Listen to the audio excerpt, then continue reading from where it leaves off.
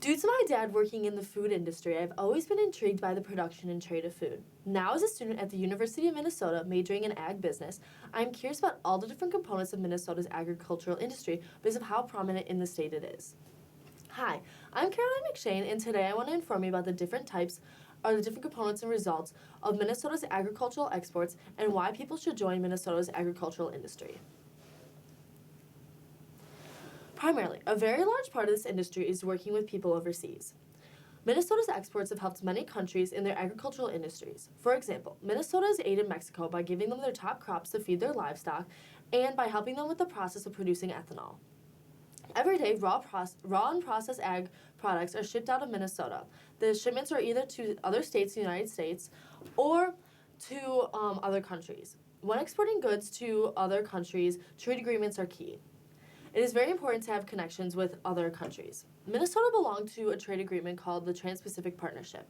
The TPP was created to bring together 12 different countries who have similar work values and who care about their environment and their property.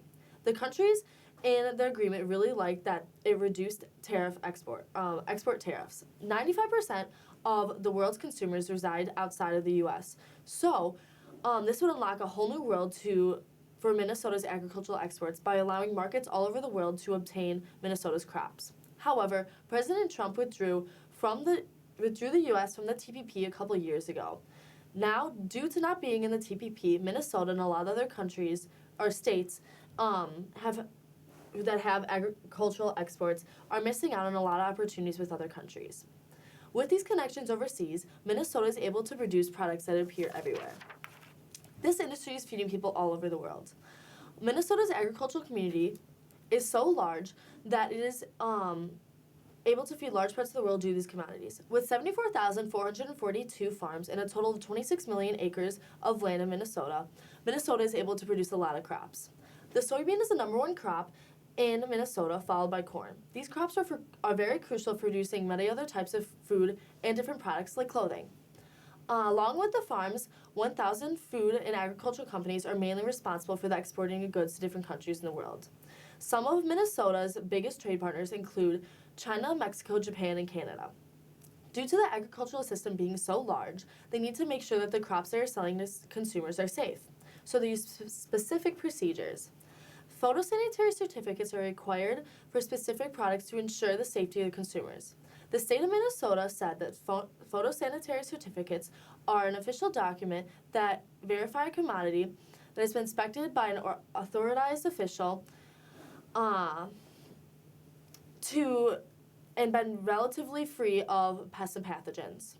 These certificates are only eligible for when the product is minimally processed or raw. The European Corn Borer Freedom Certification and the Japanese Beetle Certification are also other certifications that Minnesota uses to avoid the spreading of pests to other areas that are not exposed to them yet. They want to avoid causing issues for farmers outside of the state of Minnesota so their crops won't be ruined by so-called foreign pests. Minnesota's exports produce great results because they are so tedious. Overall, Minnesota's agricultural industry brought in $8 billion just last year. This is the second largest sector within Minnesota, employing over 350,000 people, which makes up 15% of the workforce within the state. It is very necessary to keep people joining this industry. It is so crucial to find people who like working with people overseas in order to keep international relations and form trade agreements. The Minnesota Post said that as the second largest industry in Minnesota, agriculture serves as the cornerstone of our state's economy, creating jobs, generating business, and supporting other industries. This is another example that shows how successful and prominent this industry is. Informing people about the different types of jobs that are available is also very important. People need to know that there are genres of this field. For example, jobs can range from working to bees to working with dairy, and it could be working on farms and labs or collaborating with people in an office, and so much more. And also, there are companies in this area or just over the state of Minnesota working within the agricultural industry. For example, Cargill, CHS, General Mills, Land O'Lakes. For the cherry on top, people should know that there are programs put in place like AGRI to ensure that the industry is funded and not going anywhere. So, overall, you should join the industry. This industry is very large and it grows every day. Not only does it impact people all over the world, but it impacts the state of Minnesota as well. Next time you go out to eat, think about if the ingredients you are eating were produced by Minnesota's agricultural industry. Would you still be able to eat what you're eating without the industry?